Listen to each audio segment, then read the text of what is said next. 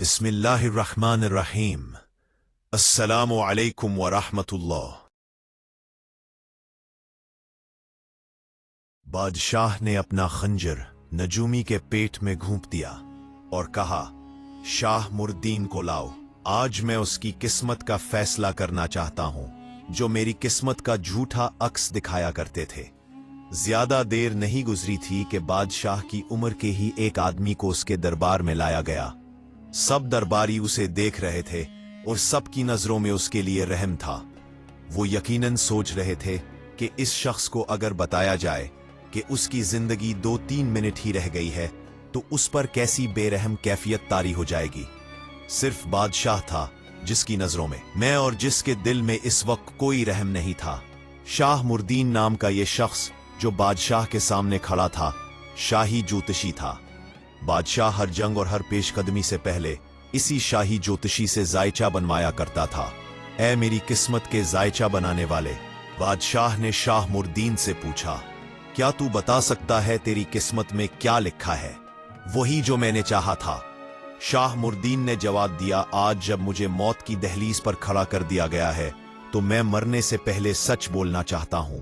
ऐ रोम के ताकतवर बादशाह, जब तूने मुझे जायचा बनाने के लिए कहा तो मैं वही कुछ लिखा जो तू चाहता था।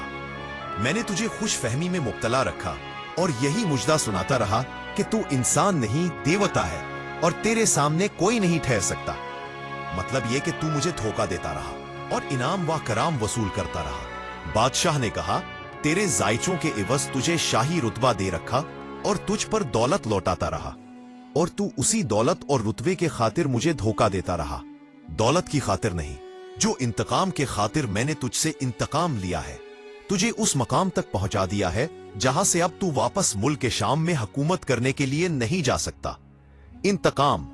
बादशाह ने हैरत के लहजे में पूछा, इंतकाम कैसा? मैंने तेरा क्या नुकसान किया था? हाँ, इंतकाम। शाह मुर्दीन ने बड़ी दलेरी से कहा, अब सुन, मैंने तेरे इस गुनाह का इंतकाम लिया है। 27-28 बरस पहले का एक दिन याद कर। तुझे वो दिन याद नहीं आएगा, चूंकि तेरी शाहाना जिंदगी का एक दिन ऐसा भी गुजरा है जब तू एक दिन जंगल में शिकार खेलने गया था। मैं अपनी छोटी और नौजवान बहन के साथ इस जंगल से गुजर रहा था। मेरी बहन बहुत ही खूबसूरत थी और मुझे इसके साथ इतना ज्यादा प्यार था जितना अपने मजहब के साथ भी नहीं था। तेरे 2 मुहाफिजों ने मेरी बहन को देख लिया और उसे पकड़ लिया। मैंने उसे बचाने की कोशिश की तो उन्होंने मुझे मारा पीटा और कहा कि बादशाह के लिए इस किस्म की एक खूबसूरत लड़की चाहिए। उन्होंने कहा कि बादशाह 3-4 दिन जंगल में कयाम करेगा और उसे इस लड़की की जरूरत है। वो मेरी रोती चीखती बहन को तेरे पास ले गए।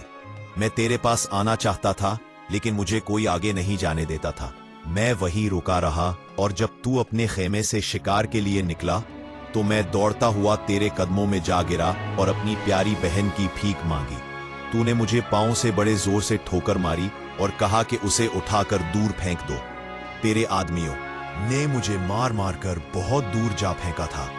मैं फिर भी वहीं बैठा रहा। 3-4 दिन वही भूखे प्यासे गुजार दिया और जब तू शिकार से वापस चला गया तो मैं उस जगह गया जहां तेरे खेमे लगे हुए थे। वहां मेरी बहन की बरहना लाश पड़ी हुई थी। मैं जानता था कि तूने और तेरे हमराहियों ने मेरी बहन के साथ क्या सलूक किया है। मैंने उसी वक्त अहद कर लिया था कि तुम जैसे दरिंदे बादशाह से इंतकाम लूंगा। मेरा बाप इल्मे नजूम और इल्मे ज्योतिष की सूझबूझ रखता था और वो लोगों से पैसे लेकर जायचे भी बनाता था।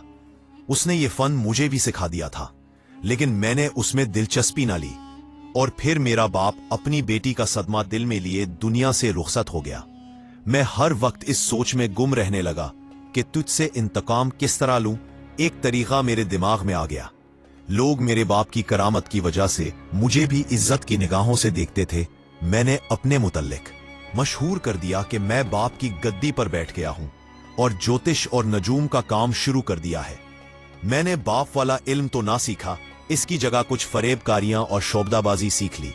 मेरी शोहरत फैलती गई और मैं जरूरत महसूस नहीं करता कि तुझे ये बताओ कि 7-8 बरस बाद मैंने किस तरह तुझ तक रसाई हासिल की और तूने मुझे अपने महल में रख लिया। मैंने इंतकाम लेना शुरू कर दिया। हिरकल बड़ा ही जालिम और दरिंदा सिफ्त हुक्मरान और जर्नैल था। दरबारियों को तवक्को यही थी कि अभी हिरकल उठेगा और शाह मुर्दीन के पेट में खंजर घोंपकर कत्ल कर देगा, जिस तरह उसने नजूमी को कत्ल किया था। लेकिन अजीब बात हुई कि हिरकल बत बन गया था और आंखें फाड़े शाह मुर्दीन को देखे जा रहा था, गालिबन इसलिए कि उसके मन पर कभी किसी को सच बोलने की जुर्रत नहीं हुई थी। इस हालत में जबकि शिकस्त खाकर भागा भागा फिर रहा था, उसके दरबार में कनीजें और 2-3 शहजादियां मौजूद थीं और मंजर वही बना हुआ था जो उसके महल के दरबार में बना करता था। दरबारी और कनीजें भी शाह मुर्दीन को हैरत और दिलचस्पी से देख रही थी। ए हिरकल, वो शाह मरबीन कह रहा था, अपने आप को ताकत का देवता समझना छोड़ दे और ये भी दिल से निकाल दे कि रयाया की बहनें और बेटियां तेरी मलकियत है और सब तेरे हुक्म के गुलाम हैं। तुझे अपने गुनाहों की सजा मिल रही है।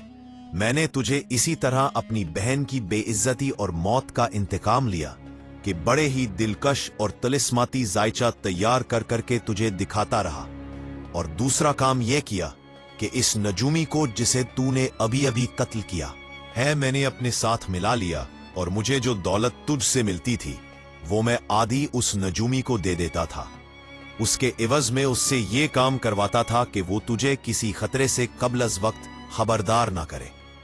बादशाह हिरकल ने सर उठाया और शाह मर्दीन को चले जाने का कहा। सब दरबारी हैरत से शाह मर्दीन को जाता हुआ देख रहे थे। ये इस दौर का वाकया है जब खालिद बिन वलीद रजी अल्लाह रूमियों को शिकस्त पे शिकस्त दिए जा रहे थे और रूमी फौज और रूम का बादशाह हिरकल भागता जा रहा।